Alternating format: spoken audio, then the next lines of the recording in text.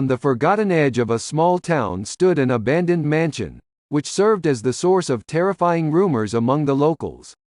They said that an ominous spirit inhabited the house, cunning and relentless. No one dared to get close to the mansion, and its dark windows and stone walls seemed like a magnet for mystical stories. One day, a group of daring teenagers decided to test their bravery and entered the house to verify the truth of the rumors. Under the cover of night, with the moon shining only with feeble rays, they cautiously approached the mansion. Nerves were tense, hearts were beating faster, but they didn't want to show weakness in front of their friends. Step by step, they entered the abandoned house. Inside, an eerie silence prevailed, and the cold air enveloped their bodies with shivers. Dust and cobwebs concealed every corner, creating an atmosphere of mystery and horror. As they walked through dark corridors, they heard strange rustling and creaking sounds. The teenagers' hearts skipped a beat, and their breath caught in their throats. "It's just our imagination," they told themselves, trying to dispel the fear. Suddenly, one of them saw a flickering light in the distance. Filled with curiosity, he decided to follow the source of the light. The others, though hesitant, followed him. Their footsteps echoed loudly and unnaturally on the creaky wooden floors.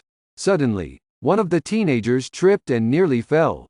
He claimed that someone had pushed him, but the rest thought it was his imagination playing a cruel trick on him. As they approached the source of the light, they discovered an old lamp that inexplicably lit up. It was a strange and unexplainable moment that made them even more anxious. Suddenly, from the depths of the house, they heard a noise. The teenagers turned around and saw an old doll that slowly started to move. Their hearts froze, and fear gripped each one of them.